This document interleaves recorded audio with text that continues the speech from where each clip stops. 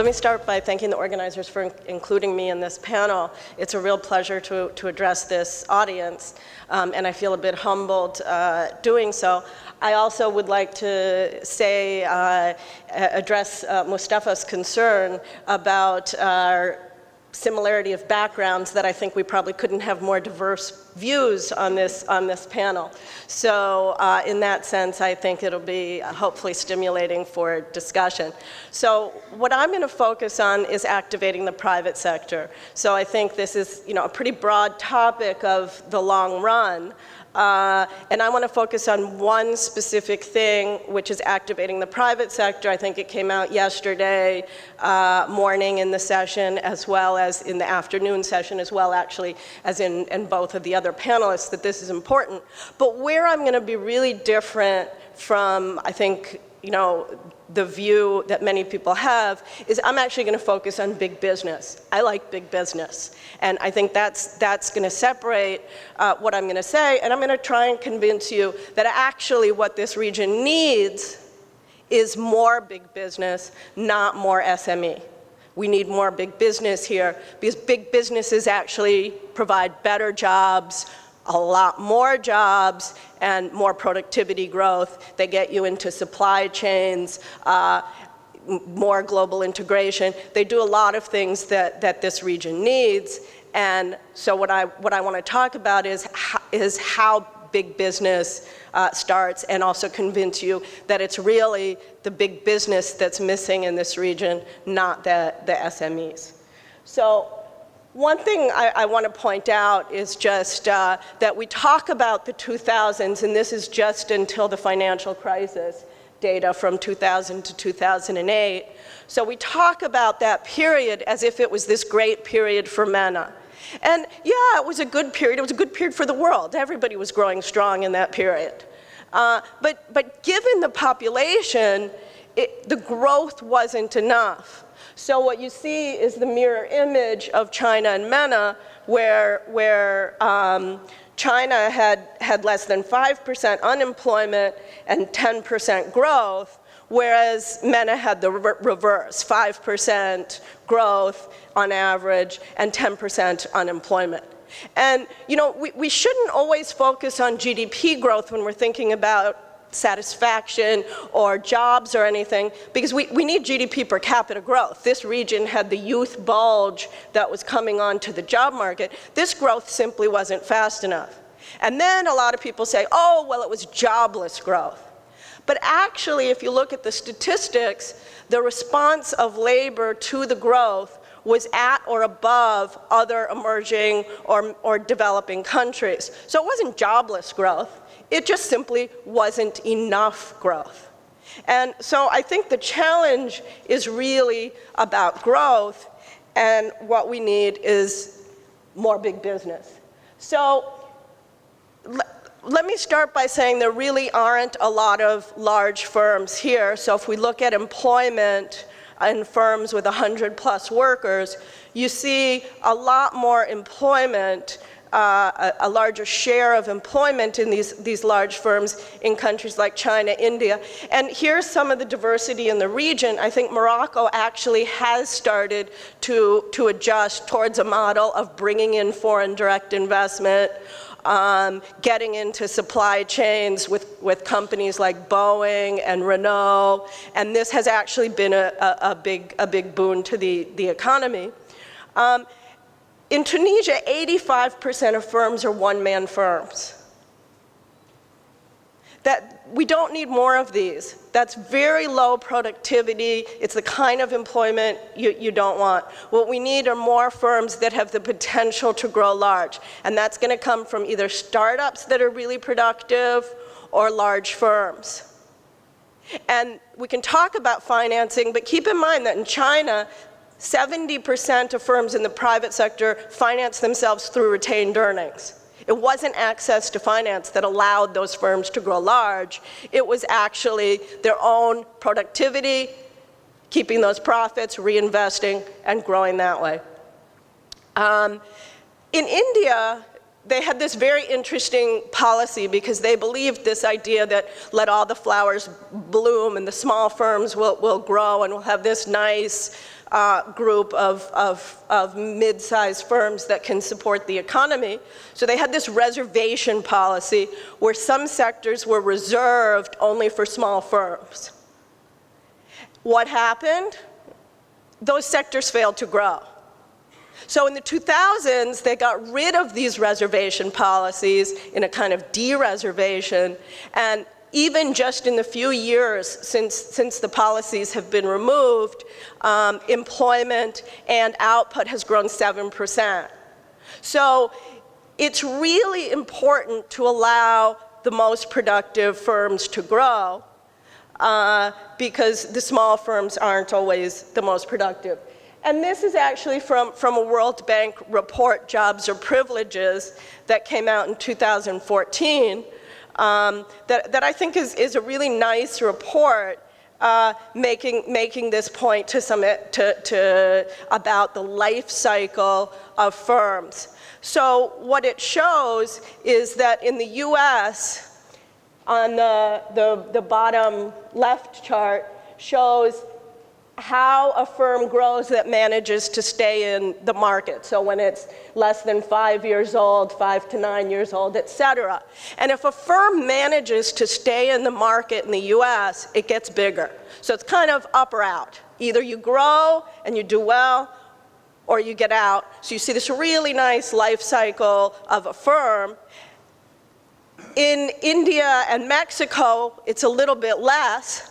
So that accounts for 30% of the difference in GDP levels between those countries is the fact that the most productive firms can grow. And in Tunisia and Egypt, you see that it's even lower. So what happens over time is firms stay in the market, but they just don't grow. When you look at the share of employment in medium and large firms, you also see that this share actually hasn't been increasing in countries like Egypt and Tunisia. So you have this, you don't have the most productive firms able to grow large, and that'll automatically increase productivity because more resources are in these more productive firms. So if we look at sort of stage of development over time, and what this chart shows is actually US GDP from 1840 to 1927, and some of the companies that came up during this period in the US. It also shows where countries, the BRICS, as well as some of the MENA region countries were at the turn of the century, around 2000. And the point is that, again, big business was a big part of development in the US. It's turning into a huge part of development in China, India, Brazil, and Russia as well. But again, we don't see it as much in this region. So this is from a book I recently put out called Rich People, Poor Countries. And what I do in this book is I look at what activities are most well rewarded in a country. So I trace all the richest people in the world and say, how did they get rich? And it kind of gives you a view into big business in that country. So not surprisingly, in a country like Russia, people get rich through privatizations and oil.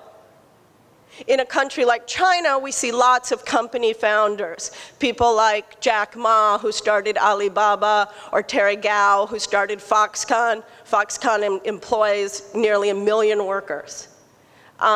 So those are the kind of people you'd like to see in this data. The company founders, people who started a company from scratch and grew that company, because that will really both increase productivity and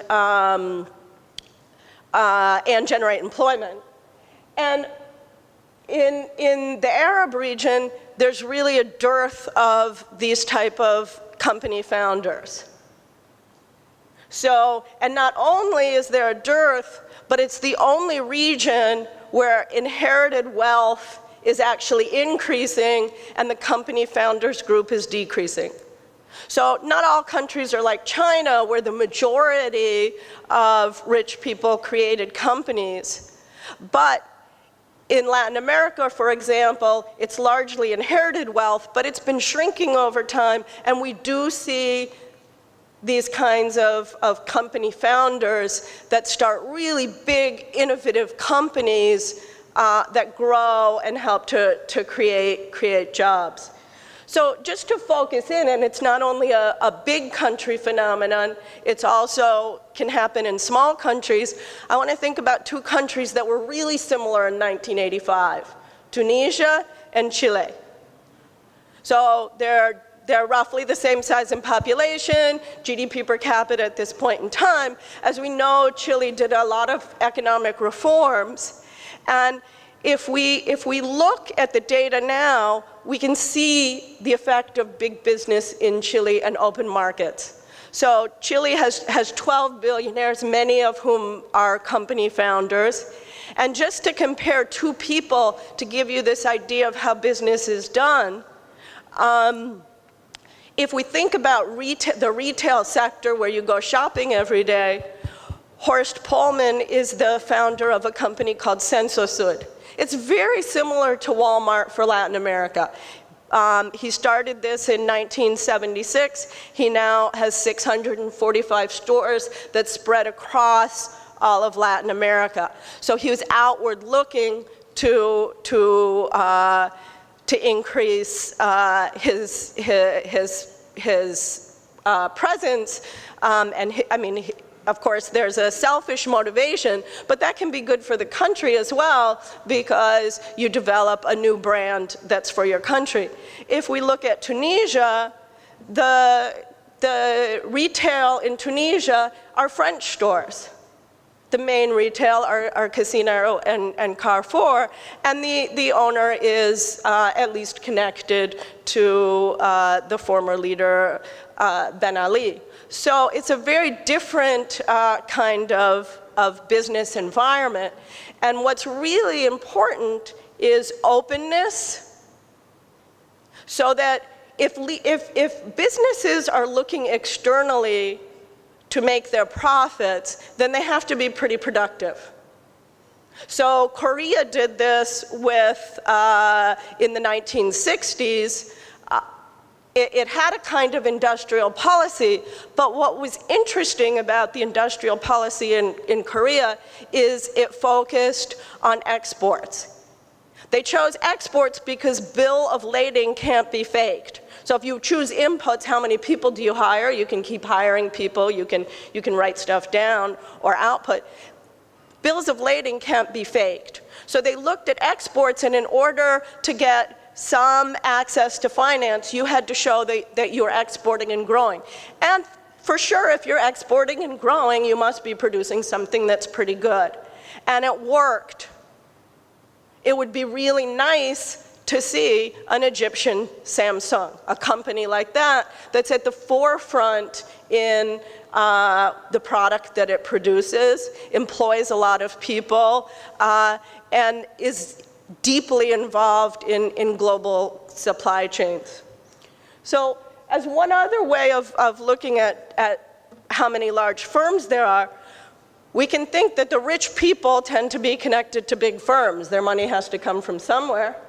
And if we look at the share of billionaires, the world's billionaires, what share comes from a country on the vertical axis, and the share of global 2,000 firms, the largest 2,000 firms in the world, there's about 1,600 billionaires, so it's pretty close.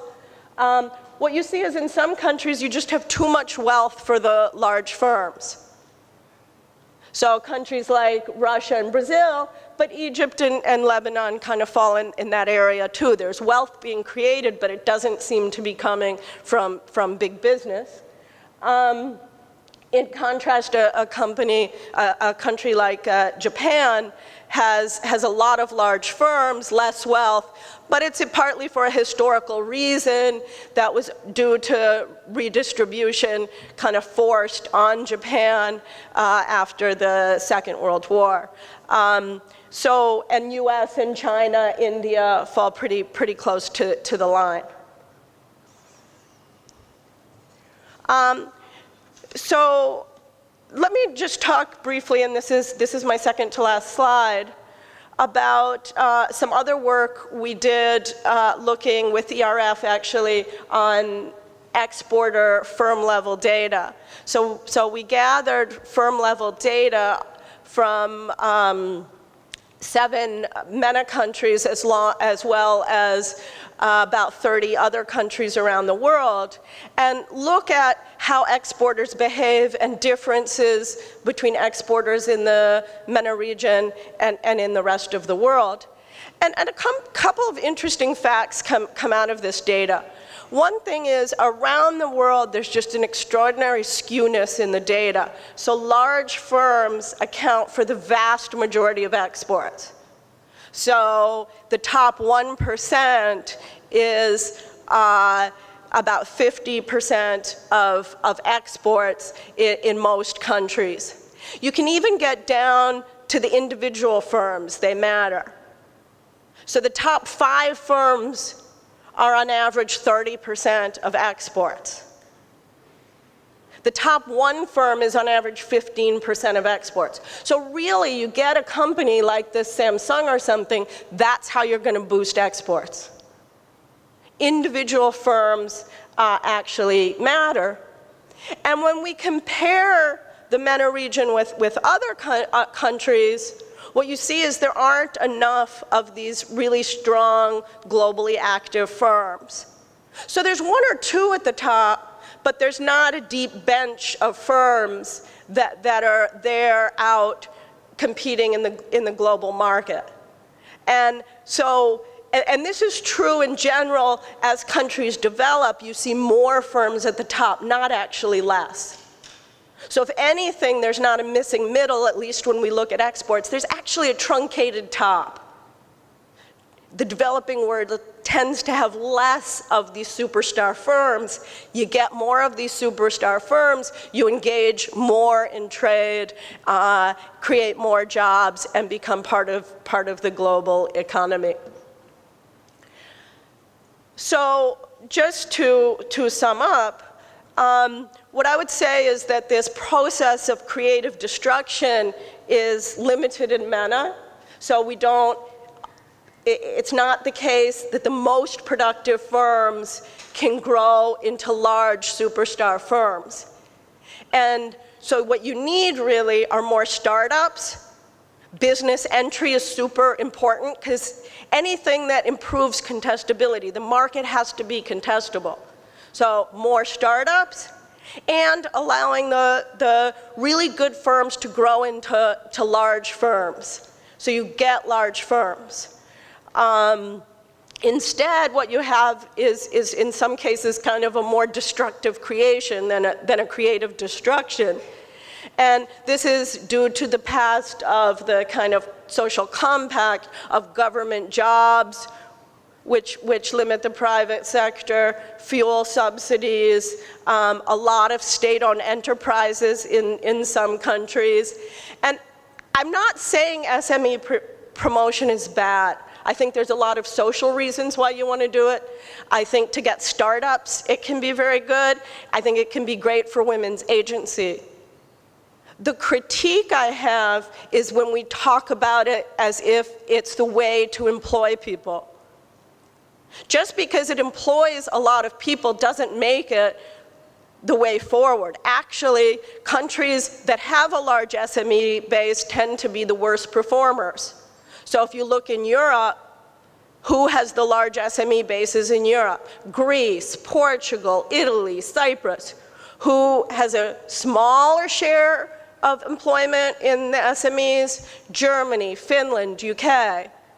So just because there's a lot of employment in SMEs doesn't mean that that's the target. The target, in my view, is more big business. So what's missing are the high productivity, large firms to really transform the private sector. And part of the solution has to be allowing more firm entry. Entry is super important. Privatization, because, I mean, we know from history, and there's a wealth of research on this in Eastern Europe, which has undergone huge programs of privatization. And much of the conclusion of that literature is it doesn't matter how you do it, because eventually it'll get into the right hands. Of course, there are better ways and worse ways, but it's worked really well in Poland, Czech Republic, and some of the other Eastern European countries. And finally, global integration. Global integration is important for two or maybe even three big reasons. One is in relatively small countries, there's no way of creating a superstar. Korea couldn't have created Samsung if they were focused on the Korean market. What allowed Samsung was the fact that they could grow in the foreign market. It's also important because it gets prices right. So it pushes resources into the most productive sectors and to the most productive firms. So openness to trade is extremely important in creating this contestability so that it is the best firms that actually grow and not the connected firms. And I'll close there. Thanks.